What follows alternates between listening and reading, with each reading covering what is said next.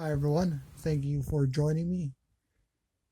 So this video is sponsored by Evolution Diet Pet Food. If you need pet food for your companion animals, visit Evolution Diet Pet Food website at petfoodshop.com. That's petfoodshop.com. So here I have a question from Robert Freeman. I even spoke to him directly, and I want to talk about this particular issue with suicide and my spiritual coaching sessions that I provide for people. So I provide spiritual coaching sessions, and the first consultation of 30 minutes is free. I used to provide all sorts of free help to people in the past, but unfortunately no longer am I able to do that. If you really want to learn about what I teach, you can definitely get my books. I have 3 books that you can get for free to listen or to read, so you can check that out. The links are down below in the description of this YouTube video. But this is particularly to this issue of suicide. What do you do when you feel suicidal? So suicidal is when you feel hopeless, like nothing in the world can help you. You've tried everything, you've done everything, nothing helps. But what people don't realize is they're operating from the understanding that they have now. So that is why they can't get out of the mess they're in, because they're operating from a condition, from a consciousness that they're at now, a level of consciousness. So in order to get out of any situation, there are, of course, many tips that I'll be providing you here, but you need to understand that you need to come to the whatever issue that you're facing, come to it from another level of consciousness, a higher level of consciousness. And what that means, consciousness or higher level of consciousness, means that we're more aware, we're more awake, and understand the issues better. So suicide is basically when we feel hopeless, and it could be for various different reasons. But usually it's a lot of different things to do with our job, problems with jobs. Maybe we lost our job, maybe we don't have enough money, maybe we lost our house, maybe we're living on the streets, maybe we can't get enough food, maybe it's a combination of different things that I just mentioned. It could be so many different things. And particularly with this person, it was everything. According to this gentleman, it was everything he was experiencing. And he's on a group of spiritual awakening, which means that in some way he is a spiritual person, or he was trying to get some kind of guidance from people that are spiritual, or at least claim to be spiritual. Now, all that spirituality means is to connect with your intuition, with your true nature. It's also to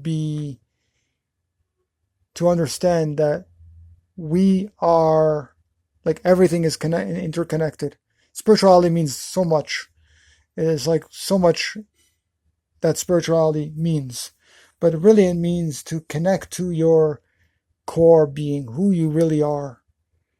So that's why it's very important to understand who we are as individuals. So my number one tip is to understand who we are. So who am I? Keep meditating on who am I. Dr. Will Tuttle has meditated on this who am I principle for a very, very long time. In fact, a lot of people study only this aspect of meditation, is who I am, or who am I. And this who am I, or self-inquiry, is very important, because once we understand truly more and more of who we are, not just physically, our body, physically our face, physically our hands and our feet, and all our body parts, but who we are spiritually, mentally, everything about us. Who are we? Who are we? Who am I? We will never, ever figure this out. We will always learn more and more about ourselves, about our likes and dislikes and who we are. Because the more we know who we are, the more we'll know who other people are. The more we'll be in better relationships with other people. Now, other tips that are very, very important and crucial is to be always positive as much as we possibly can. Even in the time of stress and a time of depression and time of wanting to commit suicide, be as positive as we possibly can.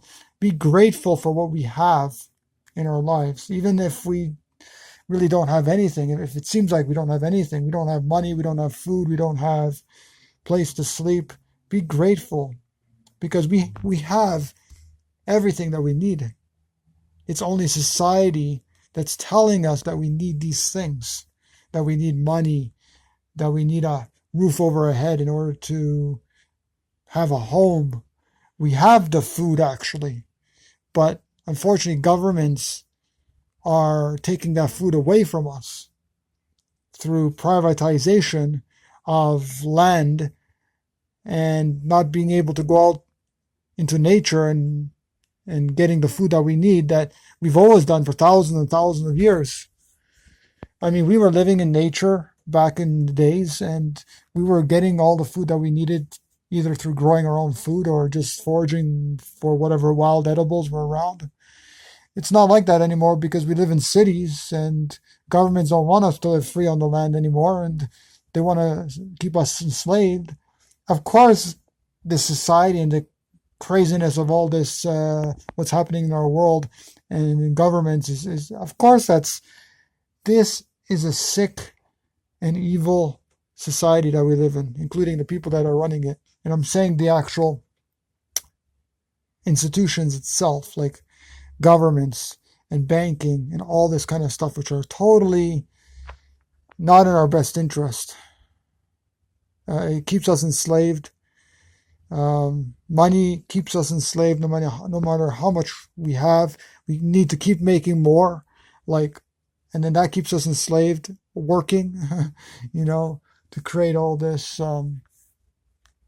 this suffering around the world. But positivity is another thing. And another key tip is to love ourselves, to unconditionally love ourselves, to go into the mirror and say, hey, Michael, I love you. I love every part of you because you're amazing, because you're unique and you have this unique purpose that you need to fulfill in the world. The universe, the God has something for you, has a purpose for you. Once we understand who we are, more of who we are, because we'll never fully understand who we are 100%. But once we start understanding more and more of who we are as individuals, then we start understanding what our purpose is. And then we strive for that. We strive for the goals to get to our purpose. Now, maybe we'll never, ever complete the final core purpose, like maybe we'll never, ever live in a Garden of Eden, but we're striving to get there. And we strive to get there through setting goals. And when we set goals and when we set priorities and when we set the goal, like the timeline for our goals, then it's like we got to get there. We got to get there by this time.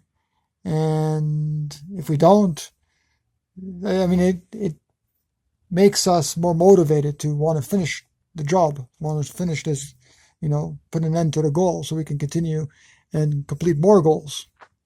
So when we're suicidal, people just think of suicide.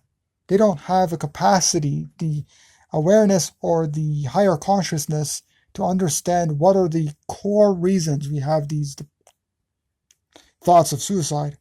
So before suicide, we have depression.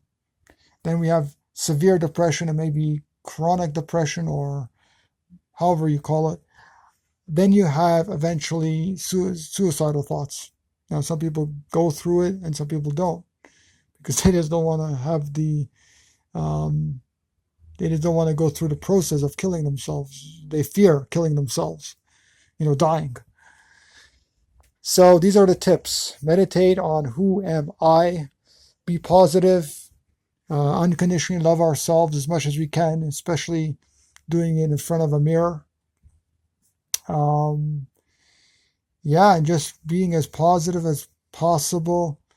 Having faith, having hope, and just believing in yourself, believing that you can do it. You know, every little thing that you make, a little progression in your life or your journey or your whatever goals that you're doing is a step in the right direction. All you need to do is take that one step in the right direction. So, again, we will not cure suicide right away, or suicidal thoughts right away, or depression right away. Depending on how long you had these thoughts or how long you were depressed for, it can take months or even years to really get rid of it. And sometimes we never are rid of it. That's why we always do these things. We always have gratitude, because gratitude, when you say your gratitude's like, oh, I'm so grateful for living in this beautiful, abundant world. I'm so grateful to having my legs and my arms to be able to move and run and play and jump and dance. And that makes you motivated to live. All these gratefulness or these thankfulness that we have keeps us motivated, wanting to live. And the more that we know our purpose and we strive for our purpose, the more we're motivated to continue to live, to strive for our purpose, to strive for our goals. So it's ultimately understanding truly who we are as individuals, so we can find out what our purpose is. Once we find out what our purpose is, and again, we'll still continue finding out who we are as individuals, because that's, I guess, one of the best things about meditation is finding out who we are and finding out that we are unique individual beings. Every drop of water in the ocean or every pebble on the beach is unique. They're all unique. And without that one pebble on the beach and the other pebble and the other one and the other one, there can be no beach at all. And so we need to realize that every human being, not just human, but every being on this earth, every living creature is unique. They all have their own purpose. They all serve this servant within the universe for some particular reason. We're not here. We're not insignificant. We are here for a reason. And God or the universe or whoever you want to call that, higher consciousness basically, put us here for a reason. So we have to figure out what that reason is. And another tip that we have to realize is that everything what we experience outside of our bodies, so whatever we see in the external world, whatever's happening outside of us in the society today, in our lives today, all that kind of stuff is happening within ourselves. So something within us has to heal. And nobody can tell you what that is. We need to figure out what that is ourselves. So for example, if we have an argument with, let's say we have an argument with our spouse or our loved ones, our parents, whoever, we have an argument, we need to realize that whatever argument or whatever whatever fight that we had is something that we need to heal within ourselves. We need to heal that within ourselves. Remember that whatever is happening on the outside, in the world around us, in our lives, is happening within us, spiritually, happening energetically within us, somewhere. So we need to change. Usually it's changing our thoughts, because changing our thoughts create our reality. Louise Hay says this time and time again, and she talks about this. And she herself, when she started learning about this, she didn't understand. She's like, how on earth can our thoughts create our reality? And it's very true. If we create negative thoughts, if we think negative and fearful thoughts, that's what's going to happen in our lives. If we create violence in our lives, if we support the violence, for example, with our food and with our food choices, for example, if we pay like the farmer or the slaughterhouse worker to use animals to steal from them, to kill them, so we can eat, then that something within us is going to happen. We don't just pay for violence and not expect violence to occur in our lives. Of course, whatever we do, whatever we support, comes always back to us. If it's with sickness, if it's with family or marital problems, if it's with job-related issues, or whatever it is, anytime we are doing something violent to someone else, to another being, any living creature, we ultimately receive that back. In some way, we receive that back. So we have to do good in every aspect of our lives. We need to do good all the time, as much good as we possibly can. We cannot sin. We cannot do bad. We need to do good all the time. And people say, well, we're violent. Humans are violent in nature. And it's not true. We're not violent in nature. The only reason we think we're violent in nature because our whole society is violent. Our whole society is condoning the violence and the theft from animals. It starts with the non-human animals. It starts with us. Our support of the non-human animals that we steal from, that we support by giving money to a supermarket, for example, or a farmer to, okay, it's fine, take those eggs from the chicken. I don't care about these chickens. Kill the cow. I don't care about the cow. So that is when we are being violent, when we support those egregious actions. So it's the thoughts, it's the actions. And as I mentioned, all those tips are very good to help with all of this. So suicide and any other negative repercussion of our society, it's all to do with anything that is violent. Anything negative, negative thoughts are violent. Negative support of animal agriculture, of the herding culture, of 10,000 years of herding animals, is violent. So if we want to live in the Garden of Eden, we have to emulate just that. We have to emulate the Garden of Eden. So all issues that we're facing, virtually all the issues that we're facing in the world today, is related to violence, what we're doing to the animals, to the non-human animals. Even if we don't see it, even if we think it's humane, even if we think, oh, I'm just taking. Yeah, you're taking from somebody, you're stealing from them. That's what we're doing. And so let's be mindful. Let's start doing meditation. Let's start to live our values of goodness, of compassion, of love, of kindness for others. And when I say others, I mean all living beings. So I hope you learned something from this. And thank you so much for this, Robert Freeman. And I hope you and all the other people that have this problem or very similar issue, I hope it resolves, and I hope you have the best and most loving life. If you need any further help with this, not just this particular issue, but with any spiritual guidance, contact me. weareinterconnected.com. My contact information is in the description.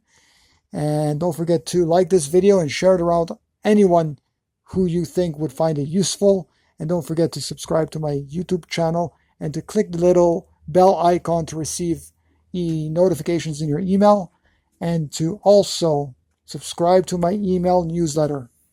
And don't forget that I have free books. You can listen or read them right on your phone or computer. Check it out at weareinterconnected.com. The links again are all in the description. And yeah, I have other books as well that go more into detail about all these issues when it comes to the herding culture and love. And love, again, one last thing. Love is the most important emotion, an important force in the universe. It can never be broken, but it can always be utilized, and it always helps everyone. Much love, everyone. I'll see you in the next video. Take care.